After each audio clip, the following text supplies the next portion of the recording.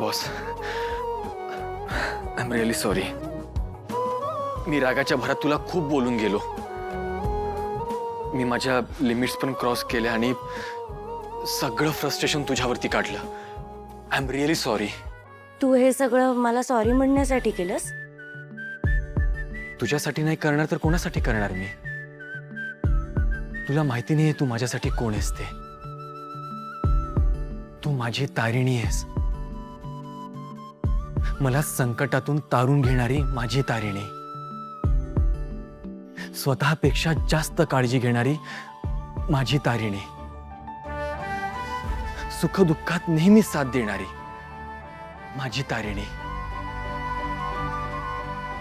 माझी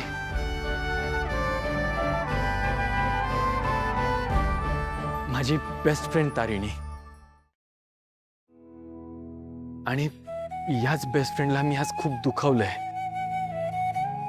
तुला खूप वाईट वाटलं असेल ना? माझी जवळची म्हणून एकच व्यक्ती आहे ग, आणि ती तू आहेस. एरवी मी तुला तारिणी म्हणतो, पण प्रोफेशनल लाईफमध्ये आणि पर्सनल लाईफमध्ये तू नेहमी माझी बॉस आहेस. I am really sorry boss.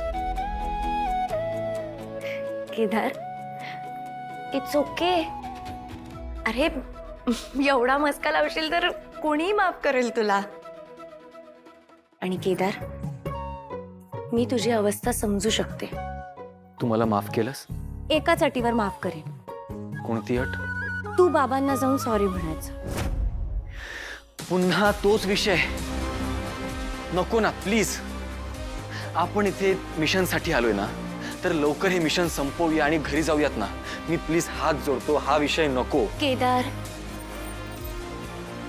असा विषय टाळून काहीही होणार नाहीये. एकदा मी काय म्हणते ते ऐकून तरी बघ. तुला पटलं तर ठीक, नाहीतर जाऊ दे.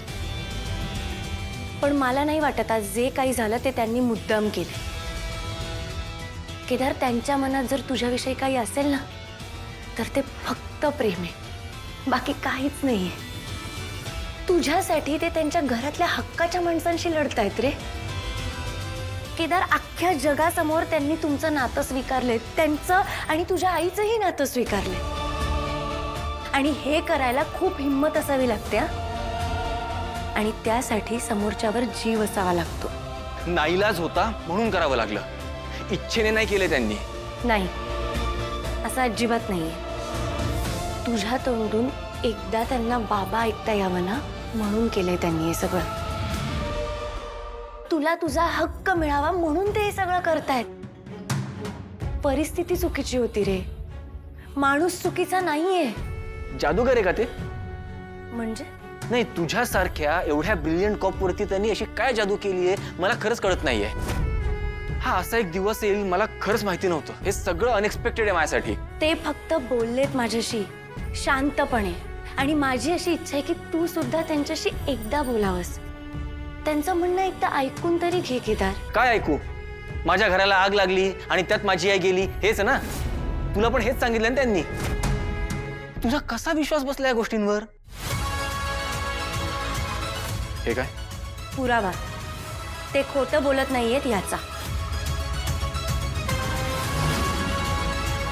केदार, हे तेच लेटर आहे जे अनेक वर्षांपूर्वी त्यांना आलं होतं, ज्याच्यामुळे त्यांना तुझ्या आईबद्दल आणि त्या घराला लागलेल्या आगीबद्दल कळलं. तू बघ ना, हे पत्र, ह्याच्यावर कोणाचंही नाव लिहिलेलं नाहीये, कोणाचाही पत्ता नाहीये, पण स्टॅम्प आहे जो जुना आहे. आणि हे पत्र सुद्धा जुनं आहे. एक्झॅक्टली, माझं पण हेच म्हणणं आहे. ज्या पत्रावर नाव नाहीये, ठिकाण नाहीये, ते कसं खरं असू शकतं? म्हणजे तो नाटकच करतोय ना. का विश्वास ठेवायचा त्या माणसावर?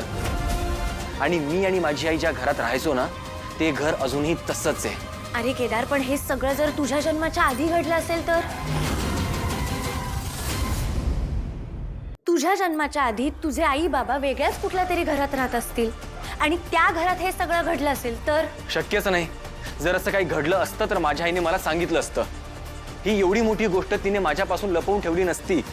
तुझ्या आईने तुझ्या वडिलांचं नाव तुला इतके वर्ष नाही सांगितलं कारण तू त्यांचा दुस्वास करू नयेस असं त्यांना वाटत होतं म्हणून. बरोबर आहे? मग अशी ही एखादी गोष्ट असूच शकते जी माझ्या मुलाला नाही कळली पाहिजे म्हणून त्यांनी तुझ्यापासून लपवली असेल. बरोबर आहे ना? तूच विचार कर. हे निनावी पत्र, ह्या सगळ्या घटना, ह्याच्यावरून मला असं वाटतंय की मला माहिती आहे मी माझ्या बाबांशी जुळवून घेऊ हेच ना? नाही केदार, तू तुझ्या वडिलांशी काय नातं ठेवायचं, कसं ठेवायचं हे मी तुला सांगणार नाही. तो पूर्णपणे तुझा प्रश्न आहे. पण मी जे काय सांगतेय ते जर तुला पटत असेल तर तू विचार कर, ठीक आहे? मला असं वाटतंय की तुझ्या आईबाबांच्या बाबतीत जे काही घडलं हा खरंच फक्त योगायोग होता का? का हे कोणीतरी मुद्दाम घडवून आणलंय? मला तुला कुठलीही गोष्ट फोर्स नाही करायची, पण तू बघ ना, तुला हे सगळं ऑड नाही वाटत आहे का? तुझ्या वडिलांचं तुझ्या आईशी लग्न होणं, त्यानंतर कुठल्या तरी कारणामुळे त्यांना इकडे यावं लागणं, इकडे आल्यानंतर बळजबरीने म्हण किंवा नाईलाजाने त्यांचं दुसऱ्याच व्यक्तीशी लग्न होणं, त्यानंतर त्यांना तुझ्या आईबद्दल हे असं निनावी पत्र येणं, तुझी आई जिवंत आहे एवढी मोठी गोष्ट त्यांच्यापासून लपवणं. केदार, हे सगळं दिसतंय ना तितकं सोपं नाहीये. ह्याच्यात काहीतरी आहे जे मिसिंग आहे, जे अजून कोणालाच माहित नाहीये. पण मिस्टर खांडेकर हे मुद्दाम पण करू शकतात ना. आपली इमेज क्लीन ठेवण्यासाठी ते मुद्दाम करू शकतात. हेच जर करायचं असतं तर त्यांनी कधीच केलं असतं. ते तुला या घरात घेऊनच आले नसते ना. उलट तू जर या घरापासून लांब राहिला असतास तर ते त्यांच्यासाठी जास्त फायद्याचं होतं. केदार, आपल्याला इतके दिवस असं वाटत होतं की तुझे बाबा सापडले म्हणजे आपलं मिशन पूर्ण झालं, पण तसं नाहीये.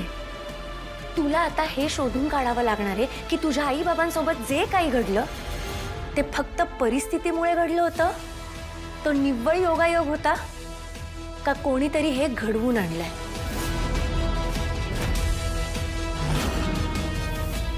केदार, आता तुझ्या समोर या घरात 2 मिशन आहेत आणि ते दोन्ही मिशन तू सक्सेसफुली पूर्ण करशील यावर माझा विश्वास आहे. करशील ना?